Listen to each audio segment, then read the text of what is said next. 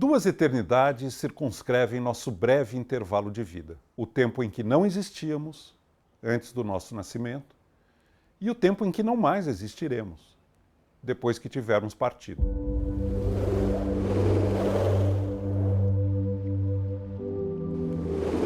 Imortalidades nasce da inquietação produzida pelo doloroso enigma da morte. Do mais simples ao mais complexo organismo, tudo que vive se aferra à vida.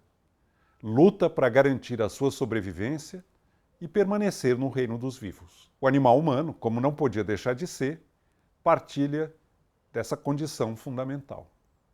Mas com uma diferença. Ciente da sua finitude e capaz de antever a própria morte, ele confere ao impulso de preservação uma nova e radical dimensão, o anseio de perenizar-se, o desejo de projetar a sua existência para além de si. O anseio de perenidade, nesta ou em outra vida, é a continuação do instinto de sobrevivência por outros meios. As manifestações desse anseio remontam à mais antiga ancestralidade e continuam vivíssimas em nossos dias. Como procuramos projetar a nossa existência para além da finitude que nos cabe? O que é feito de quem se foi? Como se manifestam em diferentes épocas e culturas a ambição de transcender a transitoriedade do corpo e aos caprichos do acaso? E o que podem nos dizer a filosofia, a ciência e as religiões face ao insondável mistério da morte, que dá vida o nó de exata? São estas as perguntas que ousei propor e enfrentar em Imortalidades. A estrutura do livro está dividida em 4 partes. Cada uma delas corresponde a uma vertente das manifestações do anseio humano de perenidade.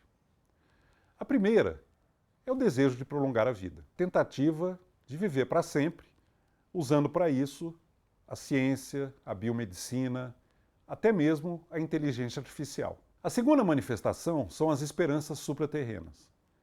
Nós estamos aqui falando da fé, como as grandes religiões mundiais defendem, na existência de uma outra vida após a morte.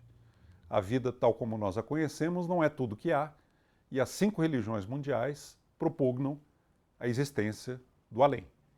Nós estamos falando aqui do budismo, do cristianismo, do hinduísmo, do islamismo e do judaísmo. Em seguida, vêm as expectativas terrenas. Trata-se do desejo de perpetuar a nossa existência na memória dos que vêm depois. Seja por meio de obras, de descendentes, de criações ou de outras realizações que perpetuem nos genes e na memória aquilo que nós fomos, os nossos valores, as nossas obras. E por fim, o presente absoluto. São as eternidades de segundo.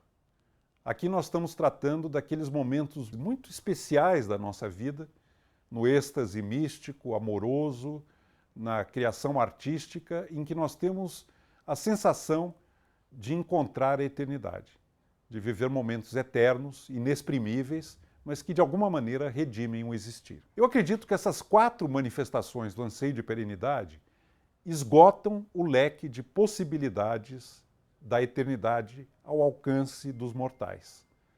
Mas elas não são excludentes entre si. Diferentes épocas e culturas, assim como diferentes pessoas, atribuem a cada uma delas um peso maior ou menor. Interpretam essas manifestações de diferentes maneiras e, de alguma maneira, arbitram entre elas. Essas 4 manifestações são a estrutura básica que organizam todo o argumento desenvolvido em Imortalidades. Ao escrever Imortalidades, eu optei por um gênero que concatena microensaios, que eu chamo de sessões.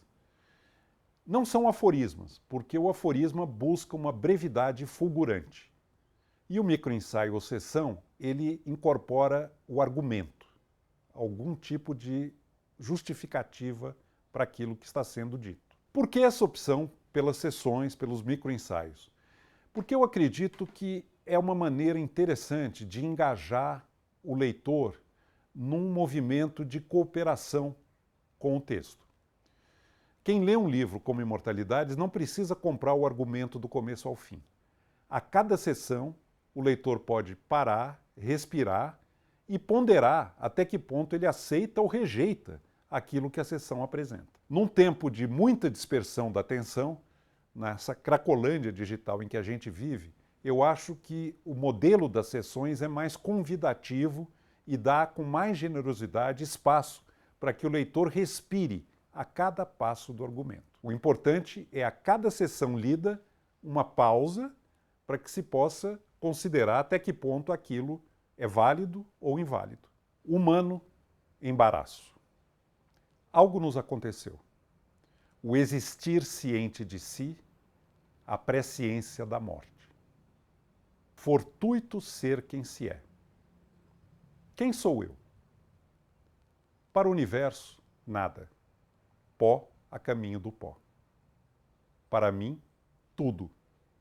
Todo um mundo a sós. O infinito condenado ao ínfimo, o eterno dobrado ao efêmero, o sublime coagido à farsa. Absurdo insurrecto, absoluto fugaz. Verso e reverso. O homem que vive para o corpo está morto, pontificou o poeta Edward Young, precursor inglês do romantismo, em Night Thoughts. Os tempos, porém, são outros. E a réplica digital de uma consciência incorpórea em rede com seus pares no ciberespaço estará viva? Epitáfio anônimo. Os lábios dos mortos se fecham, mas as derradeiras palavras ecoam para além de si. Nome e datas preferiu omitir. Na lápide do túmulo, entretanto, deixou inscrito: agora eu sei. As palavras e as coisas. Estranha alquimia, o prazer de grafar o meu nome ao lado do nome da pessoa amada. Como se a escrita perenizasse o amor. Átomos e segundos. Se um punhado de átomos abriga energia capaz de reduzir uma cidade a cinzas, por que um punhado de segundos não abrigaria a eternidade? O infinito não é menor no subatômico do que no supergaláctico. O todo e o mínimo se encontram no sem fim. Olhos nos olhos da imensidão. Sou uma pessoa irrisória, de uma espécie bizarra, num país absurdo, de um continente acanhado, num planeta tacanho, banhado por um sol medíocre, numa galáxia diminuta, num universo macabro, entre infinitos mundos possíveis, todos eles gratuitos e condenados ao eterno retorno. E, no entanto, existo e resisto. E da trama que dê conta do meu papel e de todos no drama cósmico, não desisto. Lenta vírgula rastejante, trago em mim todo o assombro do mundo.